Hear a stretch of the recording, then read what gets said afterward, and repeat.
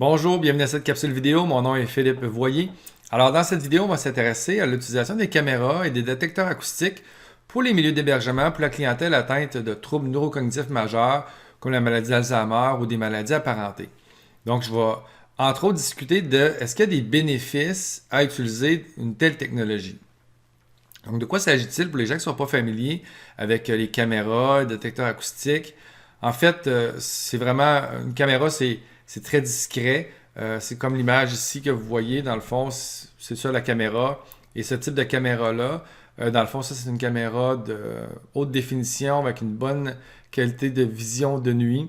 On y intègre également un détecteur acoustique qui permet de capter le son. Il a intégré également un détecteur de mouvement.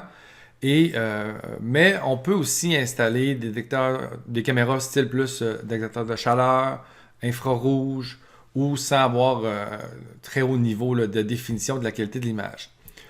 Dans les appartements ou les chambres des résidences ou des résidents, on va aussi mettre un interrupteur qui permet à la famille en visite, par exemple, de contrôler là, pour l'intimité l'accès aux caméras. Donc, ils sont en mesure de faire arrêter le visionnement en direct.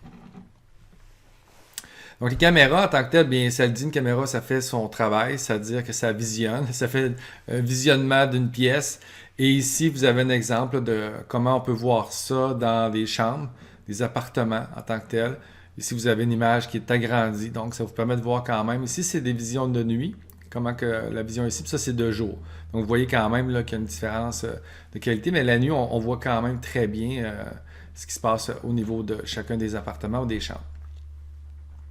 L'autre élément aussi, vous voyez, ça c'est la nuit dans des aires communes. On peut voir également, là, on peut voir les portes, les salles à manger et ainsi de suite. Donc les caméras, dans le fond, dépendamment des endroits où vous allez la mettre, ben, vous allez voir vers où c'est projeté. Les caméras capturent donc les images, le détecteur acoustique, le son. Alors il y a beaucoup de données qui sont enregistrées quand il y a beaucoup d'appartements. Alors, comment qu'on interprète, qu'on analyse ces données-là? Ben, en fait, ça prend une méthode de surveillance. Il existe plusieurs options par rapport aux méthodes de surveillance. Il y a celle avec le surveillant de nuit, qui c'est une personne en présence continue qui va interpréter, qui va faire les tournées, qui va envoyer des notifications personnelles, etc. Donc ça, c'est une méthode. Je vais y revenir là, plus en détail dans quelques instants. Mais globalement, il y a les méthodes avec surveillant de nuit, puis il y a les méthodes aussi avec des notifications qui sont basées sur la détection de mouvement, détection de son, et c'est envoyé là, par notification sur l'appareil, par exemple, d'un préposé au bénéficiaire qui est assigné à telle unité. Puis à ce moment-là, il est en mesure de voir avec son appareil s'il doit y aller immédiatement, s'il fait tout simplement une demande de rappel dans 10 minutes, par exemple, ou encore qu'il peut éliminer tout simplement la demande parce que ça ne serait pas justifié. Donc, il y a une méthode avec un humain, si on veut, surveillant de nuit, puis il y a une méthode davantage automatisée avec les détecteurs de mouvement puis des notifications en direct. Alors, pourquoi recourir à cette technologie-là?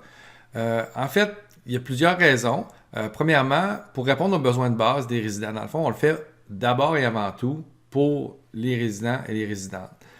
Un des enjeux qu'on a lorsqu'on fait la nuit, là, puis on fait nos tournées de nuit, c'est le danger de réveiller inutilement un résident. Il faut savoir que la clientèle avec problèmes cognitifs, maladie d'Alzheimer, ils ont déjà un sommeil qui est fragilisé. Donc, si on vient perturber leur sommeil, bien le jour, ils vont être davantage somnolents, irritables. Il y a plus de chances d'avoir des problèmes de comportement également.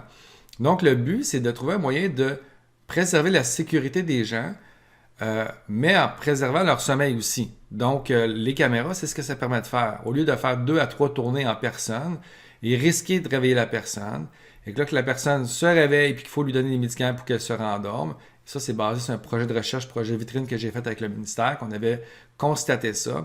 Donc, les gens réveillaient sans faire par exprès, évidemment, le résident la nuit, mais le résident veut se lever, puis là, bien, il peut devenir agité, puis là, finalement, il donne un médicament pour le recoucher. Donc, tout ça, c'était provoqué par la tournée qui est exigée. Parce que c'est une tournée en personne, puis il n'y a pas de technologie. Donc, ce qu'on veut, c'est davantage de préserver le sommeil. Mais comment qu'on fait pour préserver la sécurité? Bien, avec les caméras, bien, en fait, on peut faire une tournée aux 30 minutes de 170 résidents. Okay? Une tournée visuelle et auditive de tous les appartements du rez-de-chaussée, du sous-sol, du stationnement, de la cour extérieure. Donc, on peut faire, en personne, on fait 2 à 3 tournées la nuit, là, selon le milieu d'hébergement. Mais avec la technologie, on peut faire 16 tournées en tant que tel en général. Dépendamment de la taille, évidemment, du milieu d'hébergement. Mais 16 tournées pour un milieu de 170 résidents, c'est possible. Les caméras nous permettent également de détecter, par exemple, un résident qui commencerait à avoir de l'anxiété, qui commence à fouiller un petit peu partout dans sa chambre, par exemple, à faire de l'errance, et donc de le noter plus rapidement par le surveillant de nuit ou encore par la méthode de détection de mouvement.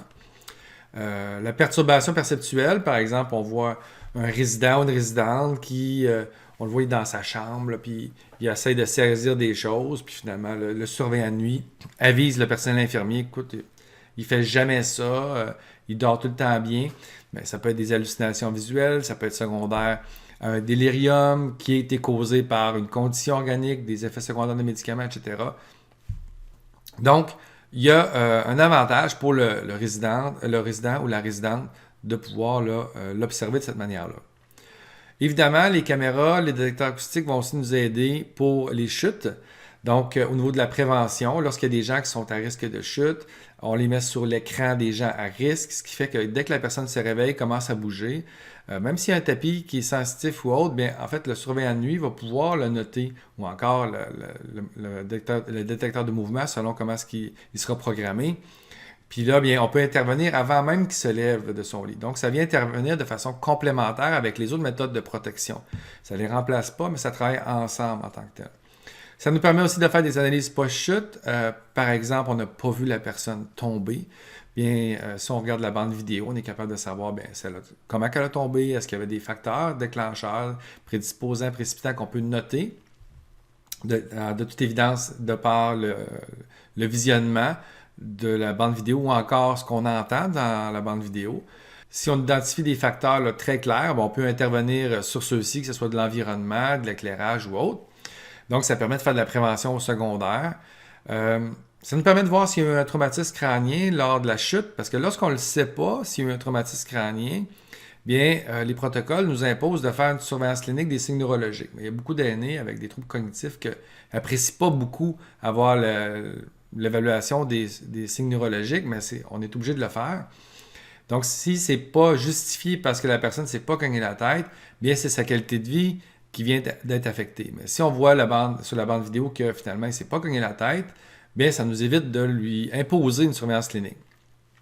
La même chose, si on ne l'a pas vu, mais on a vu que on n'a pas vu la chute, puis là, finalement, sur la bande vidéo, on voit que la personne est tombée, puis elle s'est cogné la tête, même s'il n'y avait rien d'apparent, mais on voit qu'il s'est cogné la tête de façon très importante, bien, ça peut nous éclairer sur certaines manifestations, puis de justifier un transfert à l'urgence, ou encore de ne pas faire un transfert à l'urgence si finalement elle ne s'est pas cogné la tête. Donc, les bandes vidéo vont faire en sorte qu'on va lui éviter un transfert. On évite évidemment peut-être un délirium, par exemple, relié à ce transfert-là, son séjour à l'urgence, etc. Donc, c'est le système de santé, mais c'est aussi principalement le résident ou la résidente là, qui est gagnant là-dedans. Ça nous permet aussi de mieux gérer, interpréter les situations de problèmes de comportement. Par exemple, les gens qui font de l'errance intrusive. Par exemple, une situation que je connais d'un résident qui était très territorial, qui ne voulait pas que les gens entrent dans sa chambre. Bien, il était sur l'écran des gens à risque. Si bien que lorsqu'on voyait qu'une personne commençait à s'approcher beaucoup de sa chambre pour entrer, bien, en fait, le surveillant de nuit est en mesure d'envoyer une notification pour que un membre du personnel puisse aller intervenir de façon préventive avant qu'il y ait une altercation entre les deux.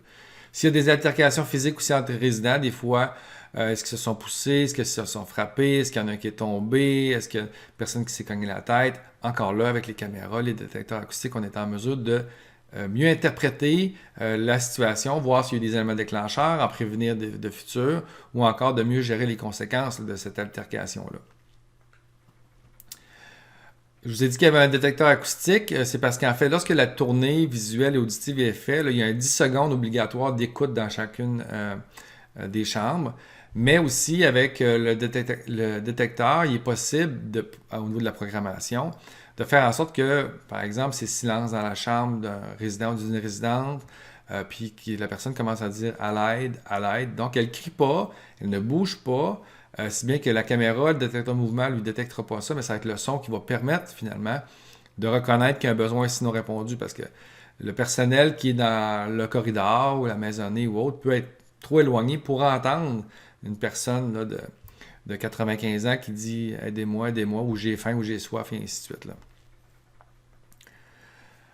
Les caméras de détecteur acoustique, qu'est-ce que ça permet aussi? Ça permet d'améliorer la confiance avec les proches. Par exemple, une personne qui tombe, puis qui se cogne le visage, puis qu'elle a un bel œil au beurre noir, et que, bien que la famille elle arrive, puis a des doutes sur ce qui s'est passé, parce que c'est louche un petit peu, parce qu'elle n'a pas de marque, elle n'a pas de signe au niveau des genoux, au niveau des mains, mais c'est juste l'œil.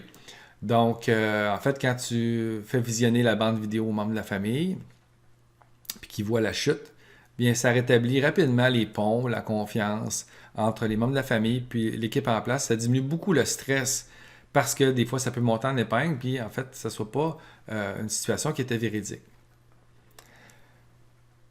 Ça permet aussi de sécuriser le personnel de nuit, puis de favoriser ce qu'on appelle la dotation verticale et dynamique. En fait, je vais simplifier ça en disant l'entraide.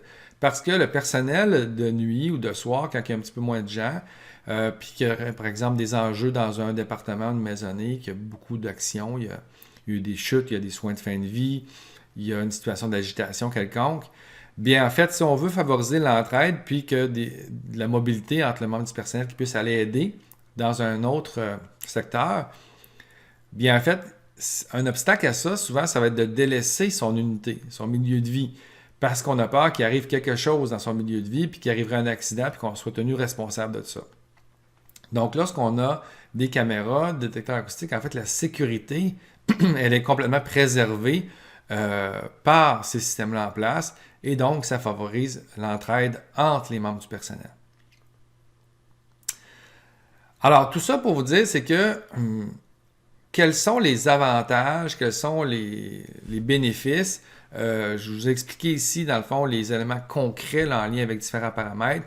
C'est ce qui est documenté dans la littérature scientifique. C'est ce que j'ai vu quand j'ai été en Norvège, aux Pays-Bas et tout ça. Ils ont une utilisation des technologies qui est plus importante. Et à Québec, bien à la maison, à la résidence Humanité, avec 170 résidents, ça fait 2 ans maintenant qu'on utilise la technologie. Donc, il y a une appropriation, il y a une confiance là, que j'ai vraiment pu développer envers ces systèmes-là, qui fait en sorte que moi, j'en vois des bénéfices que je viens de vous décrire là. Mais les gens pourraient se dire, oui, mais est-ce que les résidents sont d'accord avec ça? En fait, il faut savoir que l'utilisation des caméras au Québec et des détecteurs acoustiques le son, c'est une demande depuis longtemps du regroupement provincial des comités des usagers. En fait, ça faisait longtemps qu'eux demandaient d'avoir accès, de pouvoir mettre des caméras dans leur appartement, dans leur chambre, pour leur protection et ainsi de suite. Ici, ce que je vous présente, moi, c'est que les gens, on met les caméras, on met les détecteurs acoustiques, on installe la technologie, puis on les active uniquement s'il y a le consentement. Donc, mais c'est juste qu'on rend le service de rendre accessible cette technologie-là aux résidents et aux résidentes. Est-ce que les proches, eux, sont en faveur avec ça? Bien encore là, en fait, lorsqu'on regarde, que ce soit les poursuites, les demandes, etc., ça vient beaucoup des familles, justement, qui vivaient de l'insécurité, qui voulaient installer des caméras et que ça leur était interdit par le passé.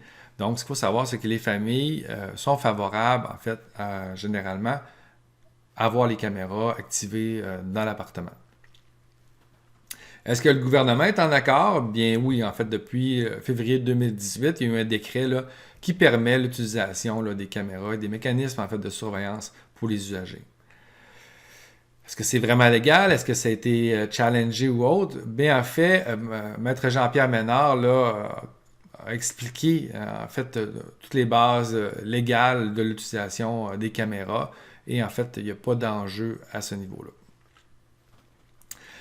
Là, les gens pourraient se dire, ouais, mais là, les milieux de soins vont mettre des caméras pour couper du personnel soignant.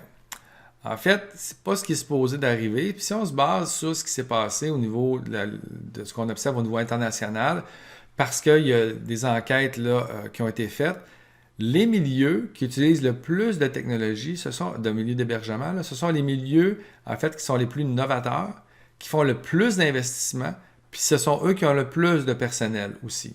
Donc, vous pourrez aller lire cette étude-là. Donc, ces craintes-là ne se sont pas concrétisées jusqu'à maintenant. Est-ce que le personnel est favorable? Hein? Parce que, on ne se le cachera pas, moi j'ai déjà été témoin, il y a des articles en fait que vous pouvez facilement trouver où est-ce que des représentants syndicaux, par exemple, pouvaient avoir des inquiétudes, des préoccupations à cet égard-là. Mais en fait, on est quand même chanceux, là. Ils viennent tout juste d'avoir une publication, une étude qui a été faite par Anne Bourbonnais et son équipe. Et en fait, ce qu'ils ont observé, c'était que le membre du personnel dans les centres d'hébergement, puis ça c'est une étude québécoise, en fait était favorable à la technologie parce qu'il disait que ça allait justement un peu l'argument que je vous disais tantôt sur l'entraide. Il disait que ça va les sécuriser parce que lorsqu'ils sont dans une chambre, ils peuvent être à deux dans une chambre pour donner un soin, et ils ont un peu des craintes, ils ont peur qu'il se passe un accident dans une autre chambre ou entre des résidents parce qu'ils sont occupés à donner un soin. Donc, avec la technologie, ils disent que ça viendrait les sécuriser, donc ils sont donc favorables, et donc ça favoriserait aussi l'entraide. Alors, pour en savoir plus, sachez que ça demeure quelque chose qui est très nouveau, okay, à ma connaissance. Vraiment, l'utilisation telle que je l'ai décrite là, ça a commencé à Humanité à Québec. Là, il y a la Herrie Lanaudière qui ont une installation aussi. Maintenant, il y a certainement, là, je ne connais pas tout le détail, il y a certainement d'autres endroits qui ont fait des pas dans cette direction-là. Mais pour aider aux gens à bien comprendre la part de la technologie, je fais ma part à moi. Ma part à moi, j'ai produit un document avec Camille Savoie qui touche justement au recours aux caméras. Donc, là-dedans, on aborde là, toutes les questions du fonctionnement des caméras, la pertinence clinique, évidemment, les éléments réglementaires, les principes éthiques, le mode d'emploi. Donc, vous allez avoir le détail des données scientifiques derrière ça. Ici, c'est le tableau résumé là, de la pertinence clinique pour les résidentes et résidents d'utiliser une telle technologie. Vous allez avoir aussi une analyse des enjeux éthiques, pas seulement réglementaires et légaux, parce que honnêtement, sur ce côté-là, c'est plus facile parce que maintenant, c'est autorisé, il y a un décret. Mais sur le plan éthique, il pourrait y avoir des questionnements. On aborde aussi ces enjeux-là dans le document. Vous avez à la fin un aide-mémoire. Ça, c'est des gens qui se diraient, moi, savez-vous quoi, ça m'intéresse d'utiliser ça. On fait une nouvelle construction, on fait une rénovation importante, on construit une maison des aînés. Bien, en fait, quels sont les éléments, l'aide-mémoire, les étapes? Bien, vous les avez là parce qu'en fait, comme je vous disais, j'ai contribué en ce qui a trait à celle de l'Humanité puis à celle de la Herrie Lanaudière. Puis, dans le fond, ça joue pas mal autour de ces étapes-là là, pour utiliser la technologie. Donc, en conclusion, moi, ce que je vous dirais, je vous réitère, par contre, je prends soin de dire, en fait, que je ne suis pas un expert des technologies et de toutes les dimensions techniques, là, financières et autres. Donc, c'est pour ça que ça me fait plaisir d'en avoir parlé. Je fais ma part à ce niveau-là. J'ai une belle expérience depuis maintenant 2 ans dans cette utilisation-là. Donc, s'il y a des enjeux cliniques que vous voulez avoir des clarifications, légaux, éthiques, vous pouvez m'écrire, ça me fait plaisir. Mais si vous avez des questions plutôt d'ordre technique, c'est-à-dire le coût, le type de fil ou le système Wi-Fi ou de télécommunication nécessaire, en fait, pour ce qui est d'Humanité, la Herrie Lanaudière, c'est avec Benoît Parent, avec lequel j'ai travaillé de bravade. Donc, vous dirigez vos questions plutôt à lui et non à moi parce que de toute façon, je ne pourrais pas vous répondre puis je vais vous diriger vers lui à ce moment-là.